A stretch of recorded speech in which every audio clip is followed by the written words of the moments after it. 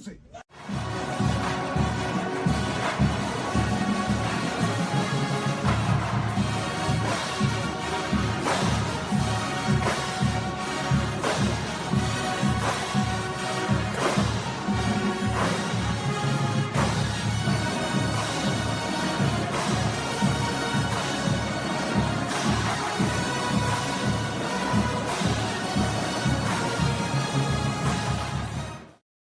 Good evening. Welcome. Thank y'all for being here. Y'all know normally my intro is longer than this. I'm joined by Justin Babin and David Billiot, of course, fresh out the box on our weekly From the Box to the Box episode that we normally do. I can't thank y'all enough for being here tonight. But I need, before we get to baseball talk, I need a few minutes of your time. I promise you I won't be long, but I have to have this talk. We, as a fan base, need to make sure that we give the proper attention to the people who are going to be respectful towards covering the teams, players, staff, and even the media members that we cover, that we cherish, that we love and appreciate. This Tyler Damn Daigle account and these BS LSU accounts that's on X right now, making all these half-ass, talking out the side of their neck-ass posts that have been going on since the Lane Kiffin search is something that we as a fan base need to stop giving attention to. It is a detriment, not just to us as fans, because it's giving us false hope and excitement for things that may not even be true, but it's also a detriment now to the coaching staffs and to the players. We have a coach and a team right now as I'm speaking on the floor in a Sweet 16 game fighting for a championship berth, but yet we have this dumbass over here that has the nerve to post about a coach possibly retiring. It's one thing to have a rumor, but you are literally 1 point down with less than a minute to go, and this coach is on the sideline coaching for her team. The families that are watching this team play shouldn't have to open up social media and be warned with a retirement announcement for the same coach that's on the sideline right now. And of course, it's going to grab headlines because she's the hottest name in women's basketball coaching. At the hottest brand right now in all of the news, period. LSU dominates all headlines right now in this moment. Anything LSU related you post, you're going to get views off of. So for them to do something like that is highly disrespectful. But we as a fan base are the only ones that can turn them off. If you see their shit, mute them, report them, delete them, do not interact with them. They are giving you information that points to no end. They don't do any podcasts. They don't write any articles. They don't have any websites. They're just posting on X.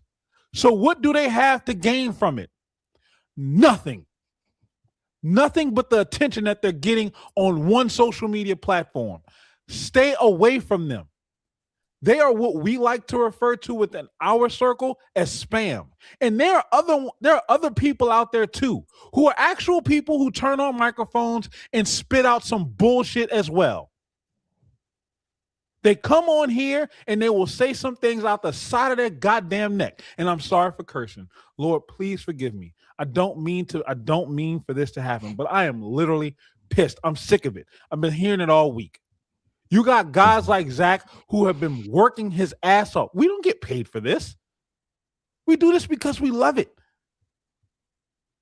You got people out here that are stepping on the hard work of individuals, the sacrifices that people are actually making to provide y'all with great content, with great information, and they want to try to claim it for themselves. Do not allow that to happen. You want the best information, you want consistent quality content, support the ones that are actually up right now at 11:13 p.m. driving from Alec Box Stadium in Baton Rouge across the lake, because they do that for you with gas prices being almost $4 a gallon. That is what we support. We do that because we love it. We do that because we love y'all. These people love attention. There's a difference. There's a difference. They don't love LSU. They love what LSU can do for them. And God knows if Paul wasn't at work right now, he'd be up here saying the same things right now that I'm saying too. So I'm speaking for him as well. Mm-hmm. Please, y'all, I'm begging you, stop giving this type of stuff the attention that it does not deserve, the credit that it does not warrant. Be careful who you give your ears and your eyes to. Only thing that they want is for you to come back to give them more validation. They're not trying to give you anything. They're not trying to educate you. They're not trying to give you proper information. They're not trying to shape your perspective to make you a more informed fan. They're not even trying to paint you a real world picture of what you can experience, because 9 times out of 10, they haven't even been there to experience it for themselves. Don't do it. This is a prime example as to why you shouldn't do it. Leave these guys alone. Everything that they touch, let it go. They're not meant for the community. They're not meant for it. Push them off to the side. It's got to stop, and it's got to stop with us. We have to be the ones to clean this up and hold it down and protect our home. Plain and simple. I'm sorry.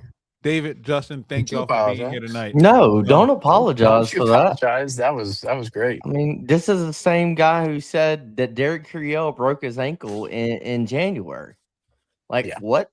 When what? And now he's taking credit because he's saying, "Oh, we predicted Will Wade was coming to LSU in January." Shut up. I'm sorry, I don't mean to be rude, but shut up. Nobody, it's just clown behavior, man. It's just clown behavior. Yeah. No, go ahead, David. Go ahead, David. I'm a big comparison guy, and I think the perfect comparison for them is Voldemort. How they said, every time you mention his name, he gets stronger. That's what it is. He who shall not be named. Yes. Every time you respond to them, every time you interact, engage with them, whatever, they just get stronger. And we've got to stop. Like you said, I said this 2 months ago. I screenshotted all of them and tried telling people, I'm mute and block these people. It's just bullshit that they're putting out there. And we got to stop. It hurts the entire community. We've got to stop. We can't, it's not because they're competition or anything like that. It's got they're trolls. They're trying to hurt our entire community. There's nothing positive about them other than I don't know what it is, but they're not for us. We got stop. We have to. And look, this was not, we were supposed to get on here and get through this terrible loss, but this is important because these girls are out here. They have less than 20 seconds. They're down by 1 with the ball. And I'm praying to God that they win, not just because that they win, but so they can dispel this rumor. Yeah. Just so they can encourage this rumor to go away. And I know someone is going to ask Kim about it because Kramer even touched on it before the game tipped off. That y'all need to chill. Y'all are reading too much into her reactions to things because they heard it bubbling up. They did. We all have. But at the end of the day, you don't come out while she's still working. Families in between the whistles are on social media. Their kids are watching this. And like Paul said, these same idiots, building off of what Justin said, said Derek Curiel broke his ankle and was feared to be out for the entire season. The exact same day Paul recorded Derek Curiel hitting a home run. Paul sent me the video as soon as it happened. And I remember what I told, post it, tag me, let me repost it for you. Because we need to get as much attention on this as possible. Inflame these idiots. And then go post it underneath that post. They've stolen my own content to try to claim it as their own. Mm-hmm. During the portal, the inclinations and insights that I had, that I was covering, they tried to take that information and twist it. So I know what they're doing. They're biting off of everybody else. Can I give an example? Can I give an example? Please, Justin, Something. please. All right, folks, I don't want to credit myself in any way. I don't, that's not what I'm trying to do. I hate talking about myself. I'm like, I do this because I love it. I started doing this in January. I want to do this for a long time. I texted, like AP and David can attest to this. I texted them yesterday before my show about spring football practice and how I should cover it. Because I want to talk about spring football. I want to talk about Lane Kiffin and the boys on the practice field. I don't have a credential. I'm not there. I'm not there every day. I read a lot. I study a lot, and I watch a lot of videos and do the work, consume a lot of content, and I want to talk about it. And I came on my show last night and I talked about spring practice, but and I'll probably do this every single time I talk about spring practice. Is I said I am not at these practices. I gave sources of people that I trust and said this is what I've read, this is what I've watched, this is what I've seen. These are some of my thoughts from it. These are what I'm thinking from it. Okay. God willing, Lord willing, I can do this for a long time because I do want to turn this into a career.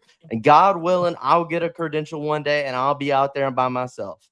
But I want to do this honorably and with integrity, and I want to do this in the best way possible. And I'm not pumping up myself, but then it's like the only reason I say that is because then you have these clowns who report on stuff like it's their own content. When there are people out here trying to do these things the right way, the honorable way. I'm not trying to shout out myself. I'm not trying to do that, believe me. But like, I mean, what are we doing here? Exactly right. What are we doing here? What are we doing here? Now, we've been talking about these idiots now for almost 15 minutes. I'm sorry that it's even gone this long. I get really emotional behind this because I love this. This is what I want to do. Mm-hmm. This is what my dream is. David, this is what he wants to do. Justin, this is what he wants to do. Paul, Paul has found a love for it. Joker in our chat has found a love for it. We want to do this because we love it. I want this to be my career. At some point, I do want to get paid to do it because I want to go in all day long. And that's what I'm doing.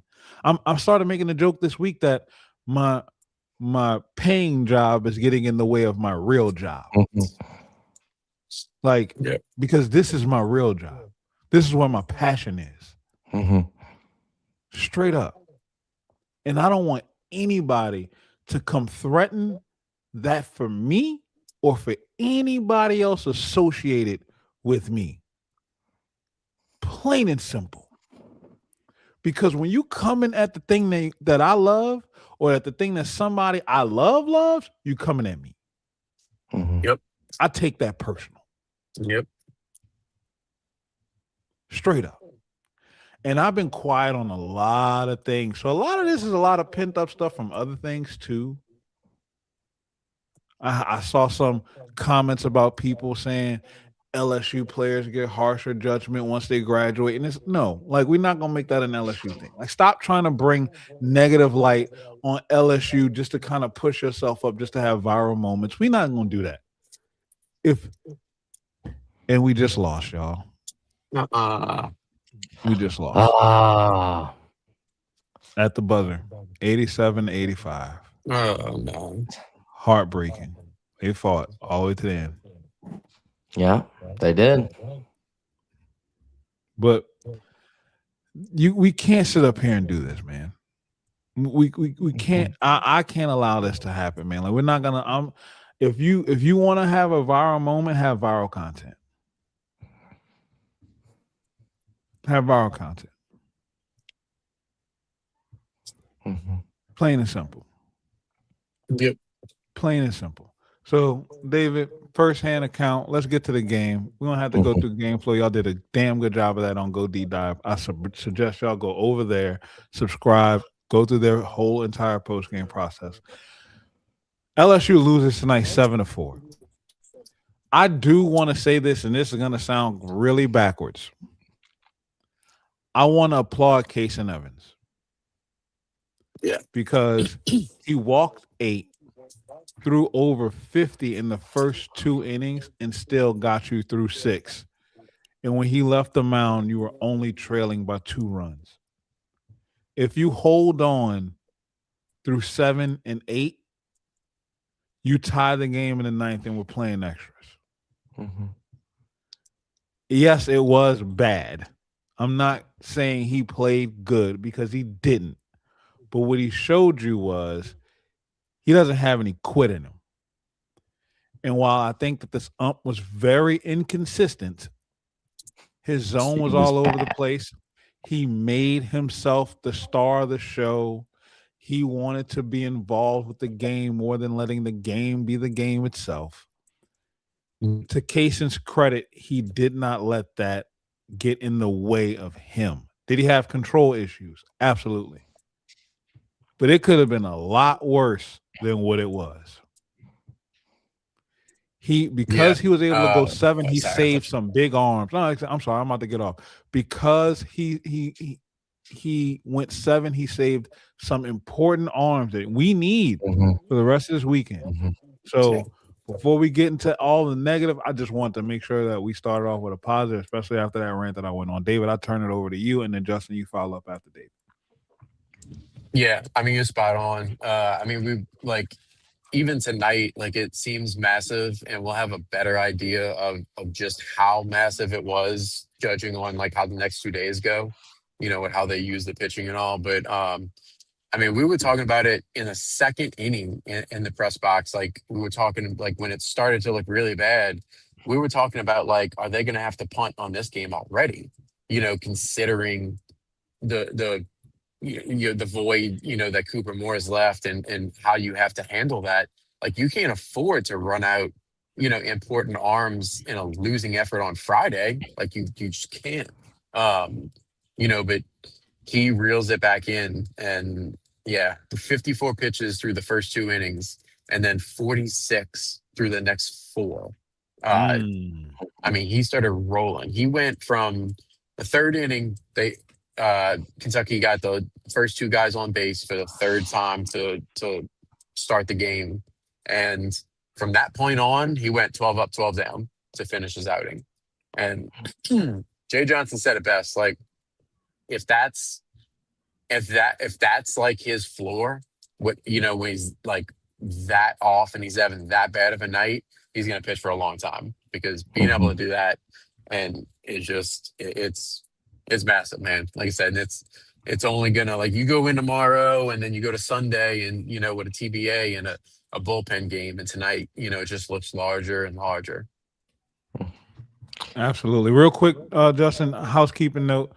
We have over 100 of y'all viewing through all of our platforms right now. Like massive crowd, especially considering it's 11:30 at night. There's a lot going on around us, and y'all could be anywhere in the world, but y'all are here with us right now. Do us a favor, like the video, share the video, keep the engagement going. Let's keep running up the numbers. Support real people who cover the sport and love it. Justin, go ahead, man. I didn't mean to cut you off. Just wanted to make that No, noise. you're good, brother. You're good. Yeah, for Kaysen, man, it's frustrating because I believe in Kaysen. I do. Like I believe in him as the Friday guy, and I've been defending him all season, and I'm going to continue to do so. But I know what people and certain fans are gonna say after this performance tonight. Like I know what's gonna happen, and it is true that like walking 8 or issuing 8 free passes in the first 3 innings is bad. Like it's really, really bad, and it really can't happen. And it really can't happen against a team like Kentucky, against the top 25 squad. I will say absolutely like his way of like in the fourth, the fifth, and the sixth, battling back and figuring it out and going 6 innings, saving the bullpen, especially when you know that with Schmidt going Saturday, but Sunday it's going to be you're going to see a lot of arms out there Sunday. You're going to see a lot of arms out there Sunday. So Casey Evans figuring it out because at one point in that game it was like, does he get out of the third? Does he get out of the fourth? Like, and he went 6. He threw 100 pitches and he went 6. Like that's big. The frustrating thing with me for Kaysen is when you look at him, and David, you've said this, really it goes back to his entire career, but especially I'm talking this season in his starts. The frustrating thing is for me is when you look at it, opposing teams are not hitting hard off of Kaysen Evans. They are not raking against Kaysen Evans really at all. That's not really what's happening. When Kaysen struggles, it's because he doesn't throw enough strikes. It's because he doesn't have good command. That is when he struggles. It's not because opposing teams are seeing him well and just hitting hard off of him and raking off of him. That's not what happens. It's just strike throwing. Like it's just strike throwing. And it's confusing for me because it's like 3 stars now for Kaysen Evans in SEC play, and his start against Vandy was bad, and it wasn't good, and he issued 6 free passes in the first 3 innings against Vandy. Then he goes back the next week against Oklahoma, has perhaps the best outing of his college baseball career. He strikes out 15, only walks 1, pitches into the 8th inning, and then tonight, like the first 3 innings are eerily similar to what you saw in Nashville, what you saw against Vanderbilt. Now he bounced back in the last 3 innings, the fourth, fifth, and the sixth, and I want to credit him on that. And I do believe in Kaysen Evans, but it is frustrating because like he has the stuff, and I do believe in him as the Friday night guy. But it's like, man, if he could just throw strikes more consistently, man, because opposing teams aren't hitting off of him well. And that's just the most frustrating part for me. David, I don't know if you know this offhand, but off the 4 runs that he gave up, how many hits did he give up at that time? I think he finished with, was it 3 hits? Okay, yeah, that's what I thought. Like, it's not like Yeah. they didn't get many hits, even like it was just him just giving them free bases. Like Yeah. they moved the batters around when they needed to score, but if they weren't on base already, those runs wouldn't have been there. No. Yeah. I agree with what Justin's saying. And I even told somebody this during a game. It's like, I almost like, I know he don't care. Well, I mean, he may care, but like, I almost feel bad for him. It's like he was only able to get 1 week of having everybody not like all on his back about not being the Friday guy. Like he showed everybody why he is the Friday guy last week, and he only got a week of it, like until he's going to start seeing it again. But I mean, I It's think gonna there's come a back. yeah, like, but I don't like if you look at it in like totality, like so 6 innings, you know, and a loss on Friday isn't awful. Like that's not like you can be okay with losing a Friday night game to what Jay described as a top 5 pitcher in the country, and you get 6 innings a starter, like you're okay, like that's okay. Where it could have been really bad if they had to, like you said, punt on it. If he didn't make out of the second, the third, whatever.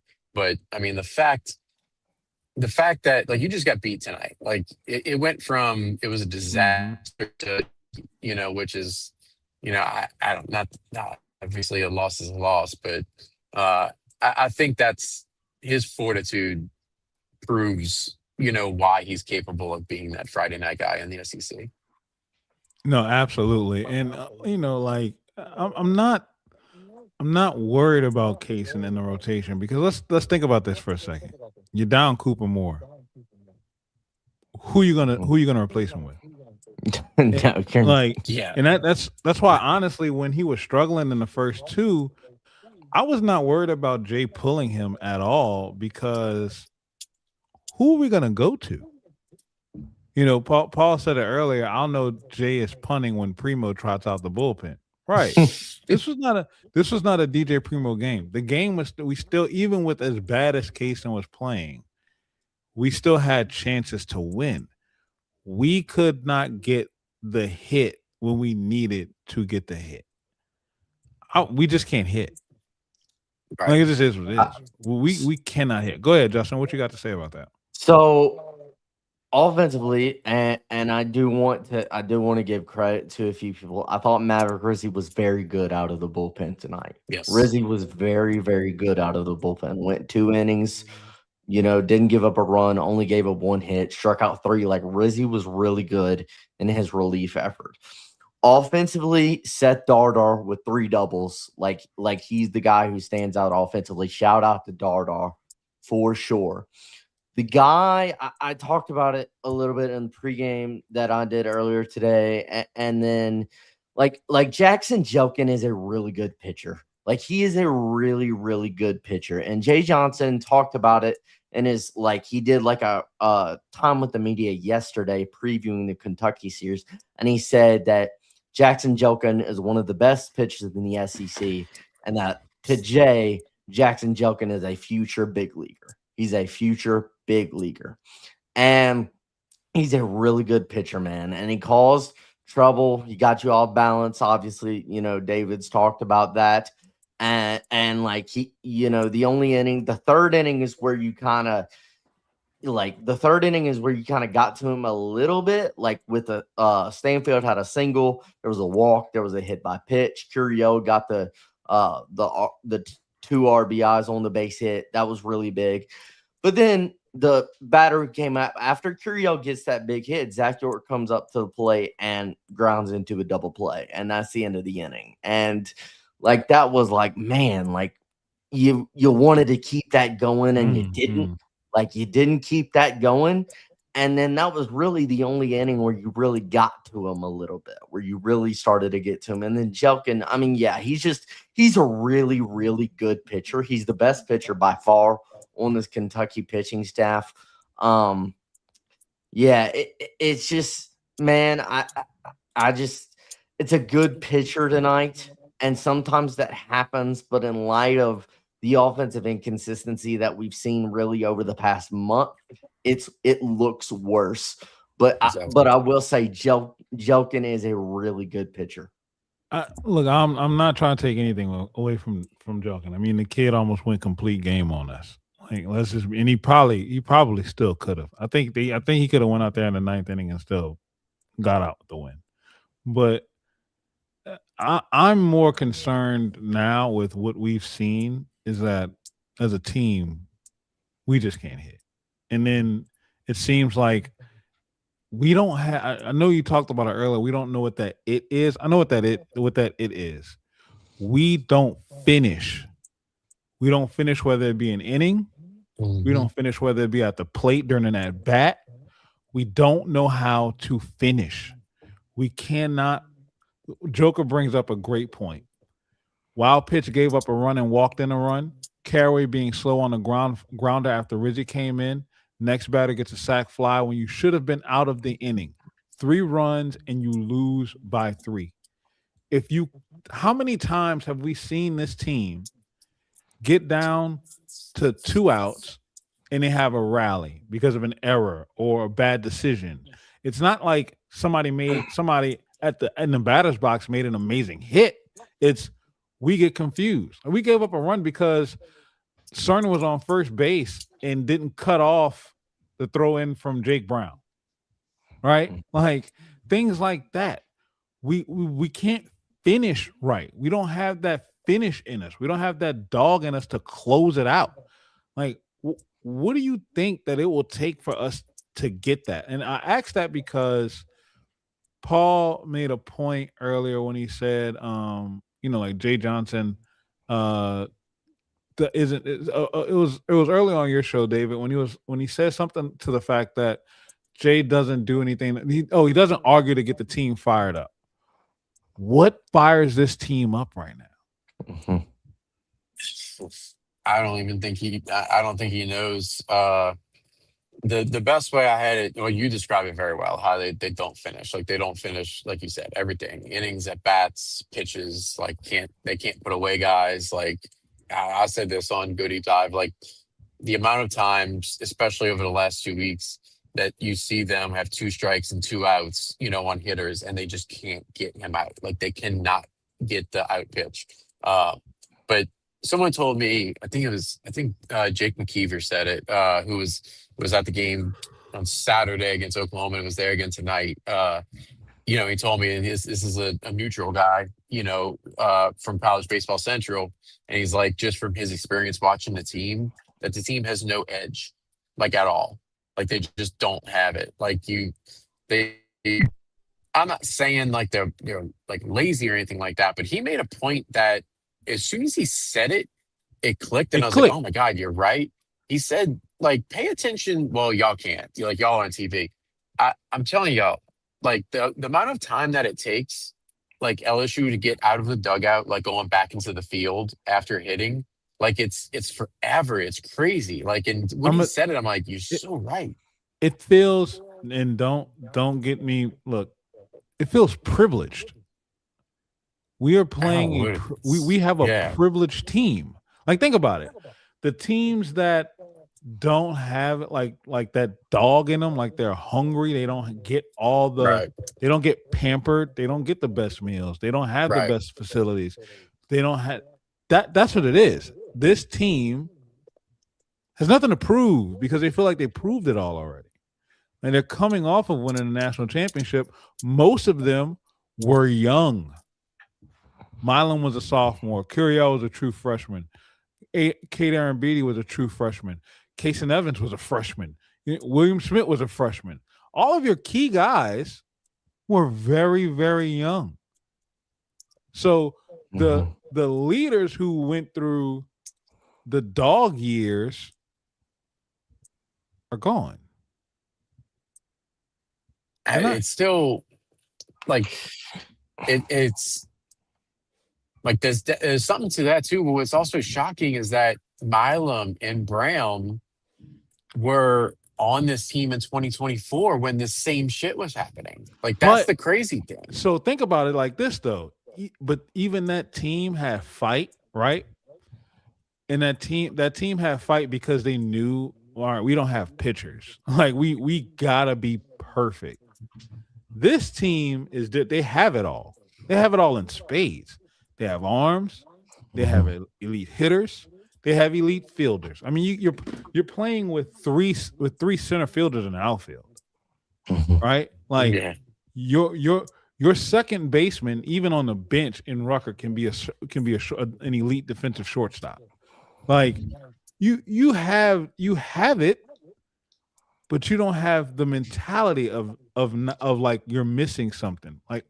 Like every play doesn't matter to them. Right. It's like, I'll get them next time. I'm gonna tell you what you don't have. Like there's a whole bunch of different ways we can explain it. To me, they don't have a fire under their butt. Like they don't, like, I'm trying not to curse, and it sounds weird saying it like that, but like they don't have nothing chaff in the ass. No, they have no fire under their ass right now. Like and they don't play like they do. Like and it's like, at what point is it going to click and realize, like, all right, like we are behind the 8 ball right now. We've got to get this going. And even if you lose playing hard, screw it. Okay, right. You played hard, but I'm not saying that they're not playing hard. But like, just I don't know. They don't have weird. that next level of intensity. You know, like it's right. Because I'm not saying that they're not playing hard right now. And right, that's what I mean. Throw it to you now because I think that they're playing hard, but there's a difference between playing hard and playing with like I'm about to die on this field You took the to words out of win. my mouth. Never say die. Yeah. Right, right. Go ahead, Justin. So a few things picking up, a few things. In the preseason, so in January, when I had just started my show and talk about it feels like so long ago doing my show in January. But the reason I thought comparing this, I was comparing in the preseason this 2026 team to the 2024 team. Both teams coming off national championships the previous year. And the reason I said I thought it was going to be a lot different is because you had much more returning talent on this team. Curiel, Stanny, Brown, Milam, Aaron Beatty. On the mound, you had Rizzy, Evans, Schmidt, Cowan, Newt. All of those guys you had returning from the national championship team last year. And the thing is that you've seen now through 7 games of SEC play is like we know this. The SEC is the best conference in college baseball by a mile. Like the last 6 national champions in baseball have come out of the SEC. Like everybody knows that. Everybody understands that. And like the margins are thin. The margins are super thin in the SEC. So you're going to play plenty of close games late. Like through the first 2 weekends, the 4 losses LSU had, 3 of them were by 2 runs or less. And the thing is where is the clutch factor on this team? Where is the clutch factor on this team? Where is the winning, make winning plays? Because Vandy, I'll give you one example. Vandy on opening night going down to the 9th inning, down 2-0, and they put up 3 runs and hit a walk-off bomb. And then Oklahoma in the 2 games you lost to OU constantly made winning plays late in that game. Like think about, the hits they had. Think about Trey Gamble making an incredible catch in left field. Like think about all of that. And then the plays that you missed, no offense to Jack Ruckert. I know he's going to be a great player, but if he makes that double play, you get it out of the inning and you're still leading, that's a winning play. And compare that to in the 8th and the 9th on Friday night in back-to-back innings against OU, you grounded into double plays in back-to-back innings in a 1-run game where you can't make that double play a day later. And then you have Curiel flying out to center with the bases loaded in the 7th with the time run at 3rd. I know it's simple to just say you got to make winning plays, but it is – true. I think who's the clutch player? Who's the player you can depend on in crunch time to get that big hit, to get that big defensive play?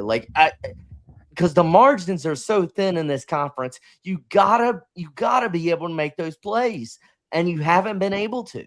I don't even want to say even make the plays, but this the guy that you have faith in. When they step up, it's it can go either way. We gonna live and die right here, and I'm glad he's there. On defense last year was Michael Braswell. I didn't give a damn if Michael Braswell didn't hit the entire season, but I knew as long as he was on third, our defense was not a single ball was getting outside of that infield with Braswell and Milam out there. Plain and simple. Yeah. Plain and simple. And whenever the batting came up and 22 stepped to the plate, I didn't care if he missed the last 7 games without getting a hit.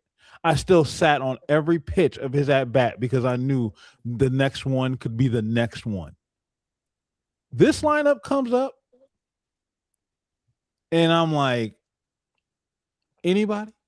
I'm like that John Travolta meme when with the long trench coat on in the empty room. Yeah. So, someone, please. And the problem is that there's one guy that it could be, but being all these other teams are smart enough not to let it no one's gonna let Jake Brown beat you. So it's got to be somebody else other than Jake Brown. And there's not a single soul. I've had moments Curiel had a big 2-run single tonight, but that was the first time that we saw him. Justin just mentioned, he didn't get that hit last week. So if it's got to be somebody else other than Jake Brown, and no one has stood up and said, I'll be that guy. Nobody. Yeah. I want to be honest about a few things here. Um, is it safe to say some of, and this is hard because y'all know me, I would never dog on players, and I'm not trying to dog on players or in any way. But when we analyze the transfer infielders that you brought in out of the portal for this 2026 season and acclimating to the SEC level of competition, when we look at that, what's kind of the thought? Because It's I'm thinking it's about York, Caraway, Dardar. Simpson hasn't really played, but it's like, it's funny those you say guys that that, you Justin. brought in, man, like it's It like, and one play tonight I wanted to point out before I let you, like, I do want to get your take on this eventually, is like Caraway. What do you think, David, about the decision of Caraway to throw it home instead of throwing it to first base? real quick Because before that you was get to that, one point. David. I want to just highlight this real quick because whenever I watch the games through the Cagenomics YouTube. And look, it's not Cagenomics; they have multiple channels, like they're well protected. But I do that because I want to see the chat interactions. And somebody was in the chat and they said, "Man, Jay Johnson has an issue with teaching these kids how to hit because Zach York at Grand Canyon University was crushing mistakes last year." And I'm thinking to myself, do you realize what school you just said he was crushing mistakes over the plate? Right. Like, and before, as I'm thinking that, somebody in the chat literally said that, like, hey man, the level of competition between GCU and the SEC is worlds apart. Like, it's gonna be a slide off.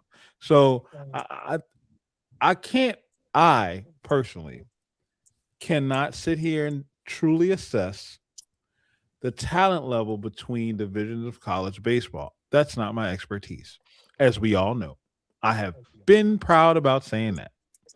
What I will say is that you may be onto something, Justin. So I'm going to defer to the person who I do feel like is an expert, David Billiot. You have the floor, sir.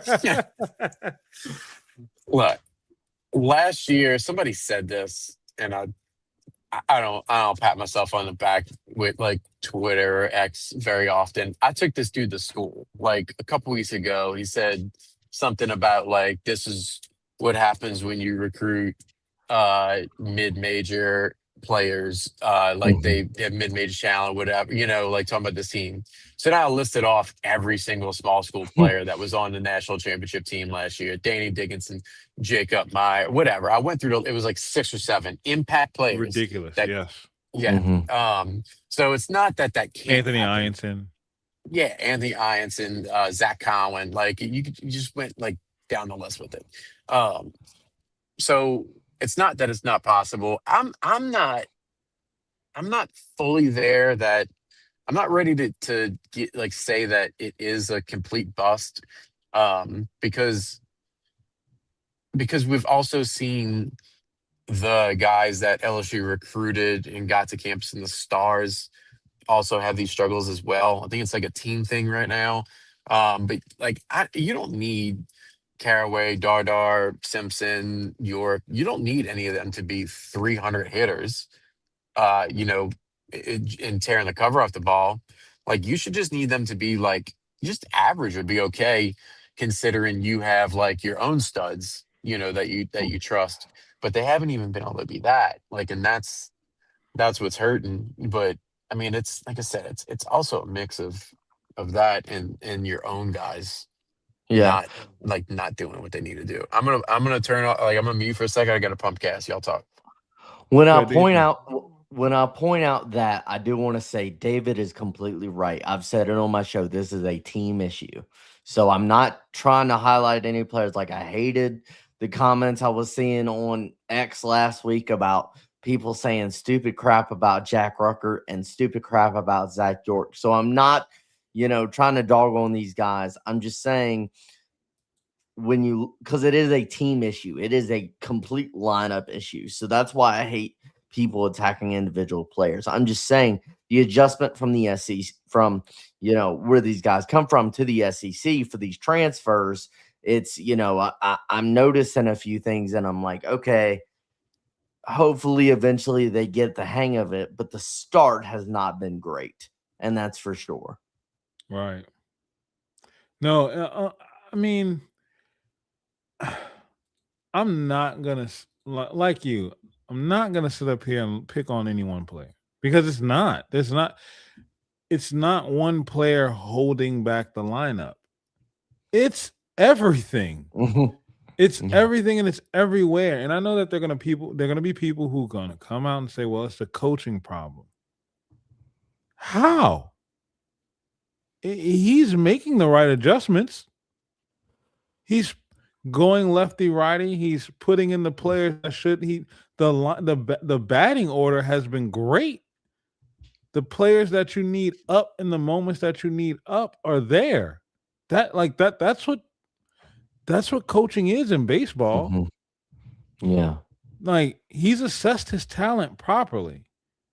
He's Mhm. developed them properly. We've seen the bats come around. This is an execution thing too. I do have a question for you, Justin. Is because I see it, especially early in games, where we take a lot of first pitch swings and we're shooting the ball directly to short, directly to second, directly to third, and your first two innings are 8 pitches in the first, 7 in the second, and you right back out on the field. Well, Is that a coach calling for the swing, or is that just so, players like, you know what, I'm ripping it? so I don't, man, it's hard to say. I don't see the plan going up to the plate right now. Like, I cannot identify what is the plan for these guys going up to the plate right now. And I, I, I thought about this today.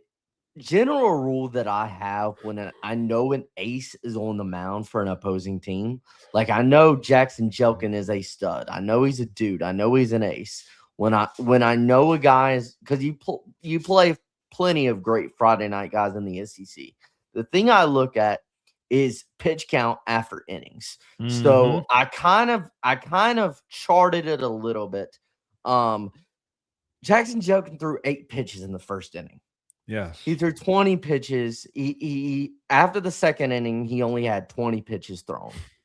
After the fifth inning, I think he only had around 60 to 65 pitches thrown. Through 6 innings, Jackson Jelkin had only thrown 76 pitches through the first 6 innings of this ball game. So against an ace, and my thing is like you're not always gonna rake against aces. Like some aces are just really, really good. And Jackson Jokin is obviously really, really good. But when I saw, I was like 8 pitches in the first inning. He's only thrown 20 out of the second. I was like, oh no, that's not a good recipe. Um, there was one instance last weekend. I mentioned this earlier today. I was thinking about this. Is William Schmidt. Like William Schmidt pitched really good against Oklahoma, but he pitched great against OU and he only gave up 1 run. But OU, I give credit to them because in the third and fourth inning, they didn't score a run. But in the third inning, OU made William Schmidt throw 30 plus pitches, and then they made him throw 20 plus pitches in the fourth inning.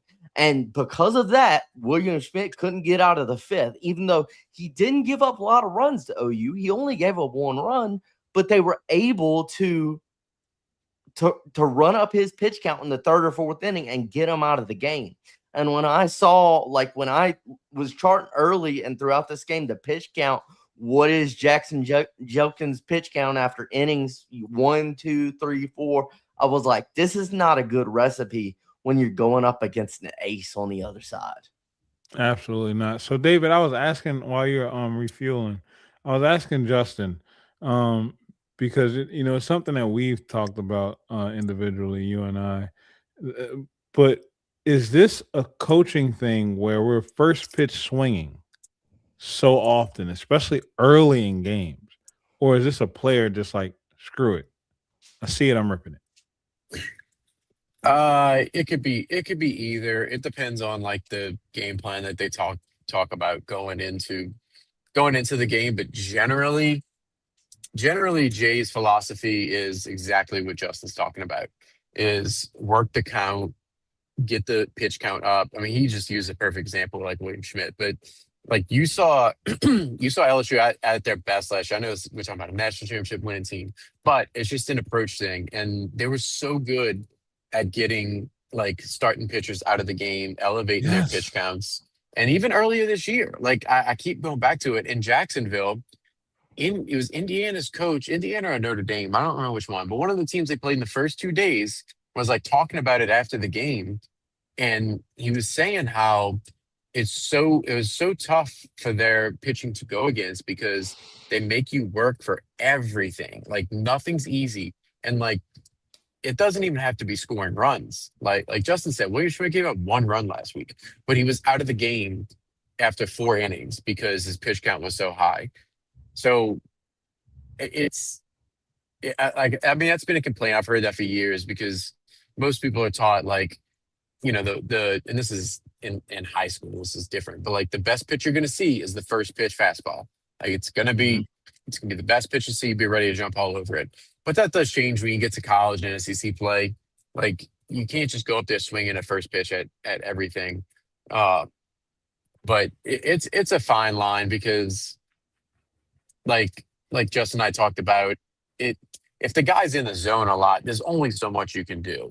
Mhm. Like you can't like if he's throwing strikes, then you just got to beat him. And then if he's just good, then he's just better than you. And sometimes that's what happens. But like as far as the first pitch thing, I think it's more of a hitter thing on some of these situations. Just knowing based on Jay's history and his philosophy. Unless there's like batter by batter. I mean, he talks to every batter, with a scouting report and all that before they go up to the plate. So it could be something that he tells them to jump on at times, but generally I think it's the batter just being aggressive. Yeah, Mhm. I don't see the benefit in it. I think honestly, when we look at the hitting woes we've had over this last month, I think we got to start there because we rally a lot late. Most of the times when we once we are able to run the starter out, or teams feel confident enough in pulling the starter to prevent further injury or something crazy going on.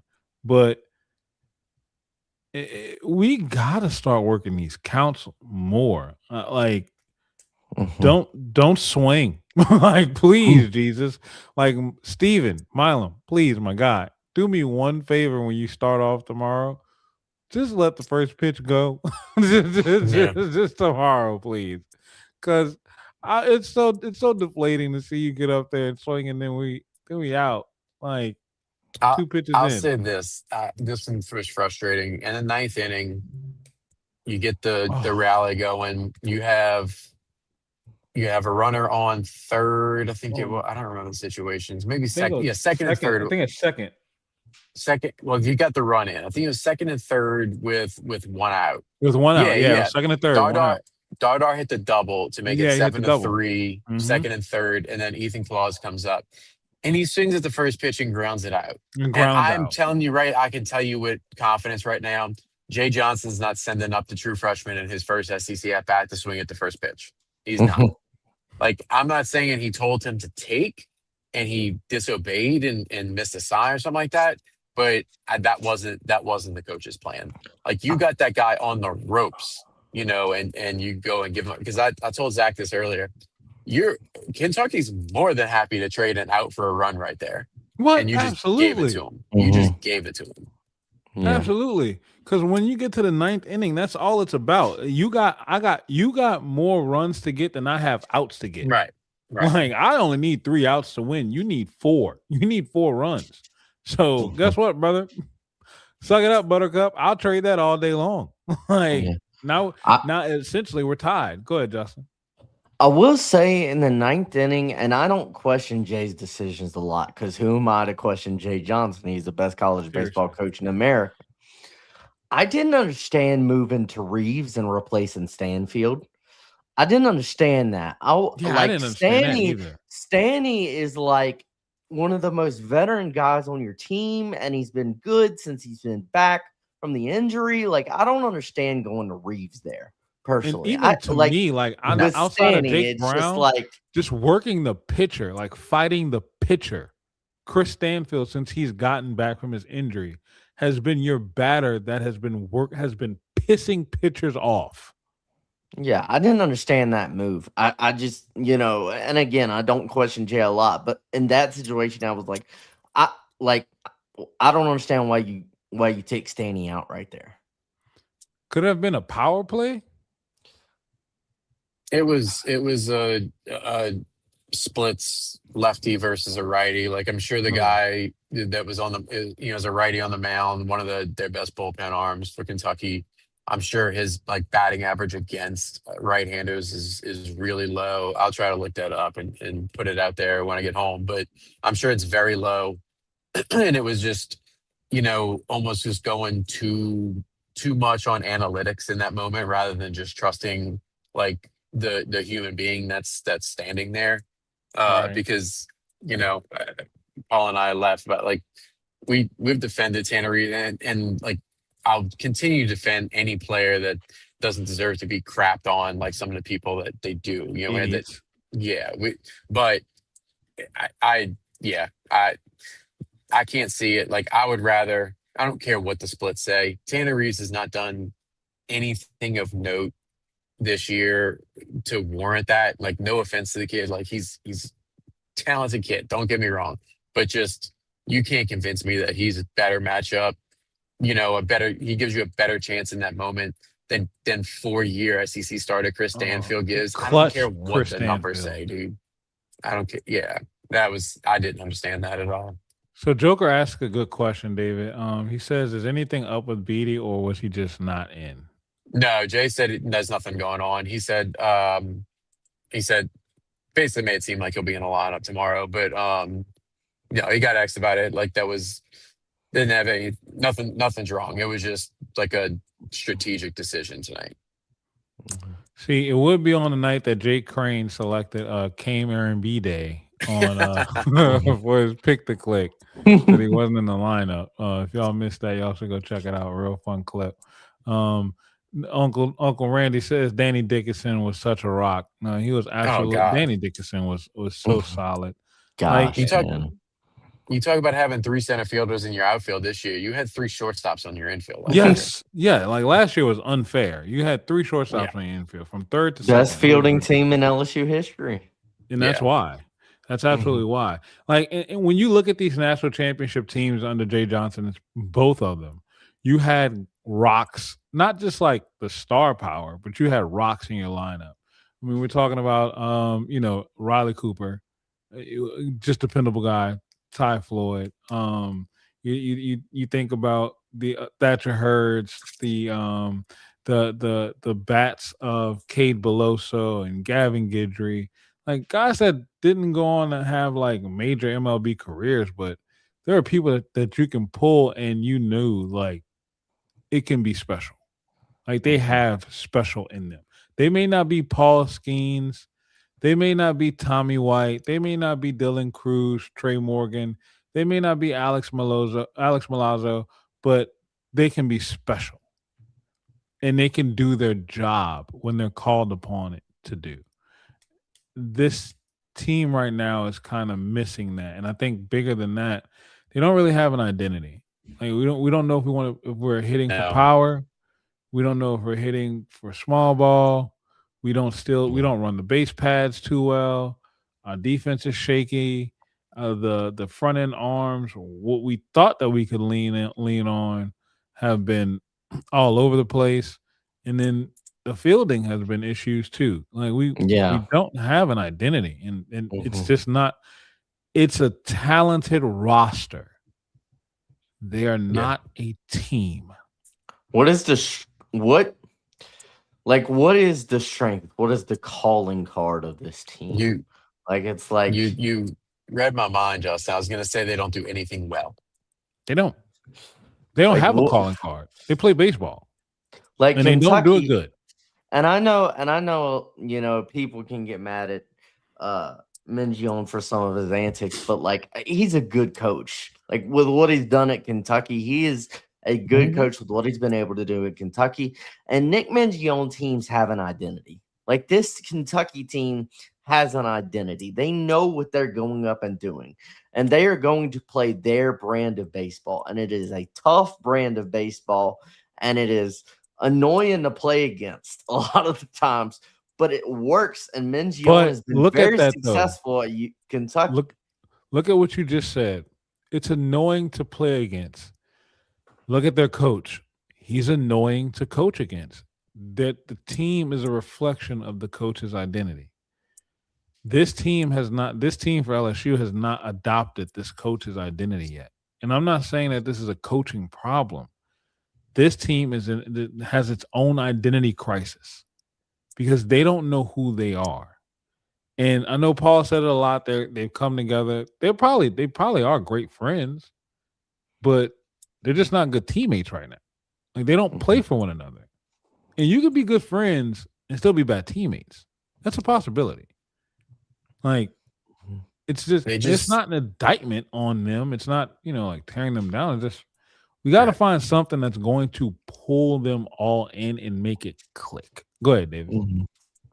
No, I was gonna say it seems like, and we haven't like I know they fought back a little bit twice tonight, but like still just it was almost just like little bitty little baby swings back. Like when things start going wrong for this team, they just have not shown the ability to say enough and stop it. Like Right. they just don't have it. Like I didn't even mean to like go back to that pun I mentioned on Twitter earlier. But like they just can't stand up and just say no. Like we're stopping this here. And so that's not to say that they can't figure it out. Like there's still a lot of season left, but like you gotta like you It's got to gotta start find at a way some to get point. some of these. Yeah, like you got to, man. You can't like I told this to Batman earlier. I hate to say it like this. I hate to even think about this in these terms, but we're almost at a must win moment. Oh Like yeah. we have to have it now.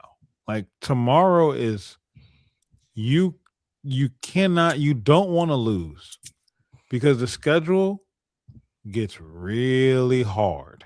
Yep. Well, we got what 3 road Like series coming up after this? after this series, man. After this series, you play 3 of your next 4 weekends on the road in the Yep. SEC, in Knoxville, in Oxford, and in Mm-mm. Starkville.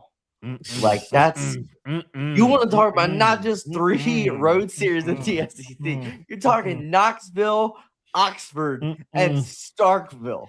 Like those are Mm-mm. 3 of the toughest places to play in the SEC, Mm-mm. and you got 3 out of 4 of the next weekends. Like that's why I've said, and I've talked to this about. I talked to AP. I talked to a bunch of people about this today. I know it's early in the season, but like it's hard to say must win series. It is hard to say must win series in the third weekend of SEC play. But when you got Knoxville, Oxford, and Starkville coming up, Yep. I mean, Whew. And you're dealing with Cooper Moore still being hurt too. No Right. real timetable on when he's set to return. Right. You gotta have it. You gotta have tomorrow. You can't walk away with it. You can't walk away with another L. And Alex in the chat says Mississippi State is playing some great they ball. are. She's right. They They are. are. They are. Like the dude is They're playing rocking a right now. Oh my really god. good. Like that is. Whew. Or Unc says that would get us to 4-5. We win tomorrow. We started off 2024 3-12. Yes, but Yes. this team. I don't think the bats right now. We have anyone any lineup that we can put up that can dig us out of a 3-12 start the way that we're playing right now. Whew, it's just hard to see, man. But look, Joker says it. Tomorrow's a new day. Well, I'm gonna say right now because it's after midnight. Today is a new day. Another chance for us to turn it around. Look, it's 104 right now, and Joker says that he's going to be in the box tomorrow, win or lose. I'll always be there cheering for the Tigers. And yeah, that's the approach. Like we come here, we push all this stuff out, we get it off our chest, we get it off our minds so we can set ourselves focused on the challenge ahead, which is another day. Right. David, I'm gonna let you sign us. I'm gonna let you say your closing thoughts. Justin, I'm gonna let you say your closing thoughts, and then we're gonna sign off because it's close to 12:30 in the morning. It's Mhm. Saturday. So go ahead, David. What's your final thoughts? It's got to start tomorrow. That's the most basic way I can put it. It's got to start tomorrow. You can't if you lose tomorrow, you're staring at a sweep in your face. With your pitching Again. situation on Sunday. um, and it's got to start early. I think, like, because of what I just said, like when things start going wrong, they just haven't found the ability to turn it around. Um, yeah, so I want to see them start early. Schmidt's got to get you 6 innings. I think I know that's a tough ask, in the SEC, but just considering yeah, I don't know. I don't want to Mhm. go like get rolling again, but basically, like we've said, this is as much of a must win series as it gets in week 3 of SEC play, and tomorrow is as much of a must win game as you can find when you're halfway through the season. You Mhm. gotta have it. Yeah. I'll just say again, great job by Case and Evans, getting through 6 innings. Like that was really you needed that. And you need another 6 inning performance from William Schmidt tomorrow. That's very important because you need to save your bullpen up as much as you can for Sunday. Because Sunday is going to be, you're going to see a lot of arms out there Sunday with Cooper Moore, being out. So you really need Schmidt to extend and go longer than 5 innings tomorrow. That is what you need from William Schmidt. But got to get back on it tomorrow. I will say the Kentucky starters, Nate Harris tomorrow, Ben Cleaver on Sunday, they are not of the level of Jackson Jelkin. Jackson Jelkin is a dude. He is an ace. Like, I'm not saying Harris and Cleaver are terrible, but compare them to Jackson Jelkin, they're not on his level. Yeah. So you have that. You need William Schmidt to extend tomorrow to help your bullpen and save as many arms as you can for the game on Sunday. Um, yeah, man, tomorrow's a new day. Got to go out and get it done. No, absolutely. I think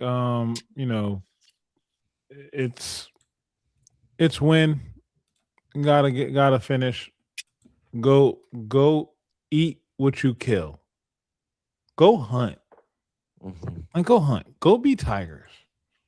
Thank Go you. You took it prowl. out of my mouth. Go act like LSU Tigers. Go prowl. Go stalk your prey. Hunt them down. Drag them into the deep water and drown them. God, Don't it's wait been to see so if they can long since we swim. were able. That was so much fun when I we used to get to say that. AB. I know. I haven't been able to use it in so long, man. Like I want that vibe back. Yeah. Drag this team into the deep water. Don't see if they can swim. Drown them. Mhm. Mhm. Drown them. It's time for you to wake back up. We don't need you to be LSU. We need you to be the fighting tigers of LSU.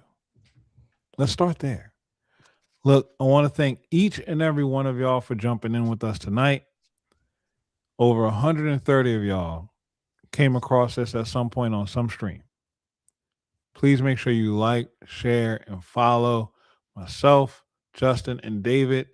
Go deep dive. Zach Nunez, my guy Paul Jarrett, while he's even at work. Please go shout us. Give us a little bit of love, y'all. Do not give your attention to the spam out there in this world. Not just the Tyler Dagels and the BSLSUs. I'm talking about the spam too. Y'all will know it. The ones who want to denigrate players and tear them down or try to promote themselves based off of someone else's, experiences and tragedies and like, don't buy into that. Like, please tap in with Alex. Her podcast is amazing. Alex Girl 95 on X. Go tap in with people like that because this is about the brand. Right? It's about LSU. It's about what we love. I might start doing something new. Zach kind of inspired me. I get up early every morning, so I might pop this camera on for 30 minutes and just let's have a cup of coffee and talk. Kind of set the day right, right? Get our mind set. Let's get ready to attack the day. So I'm gonna be up early in the morning, even though it's already morning technically. So might see y'all in the morning as well. Once again, thank you all. We love you. We appreciate you. Most importantly, God loves you. And like Paul says, the only thing he wants you to do is love him back. That's free. Be the difference in the world. Be kind. Open up a door for somebody. Smile. You can save somebody's life with just a simple smile. I know I spent a lot of time closing out with that line because it's something that needs to be said. You can save someone's life. So smile. Takes less muscles to smile than it does to frown. Smile. Keep your chin up. Everything's going to be great. We're going to get through it all. Love y'all. Y'all be blessed. Good night. We out.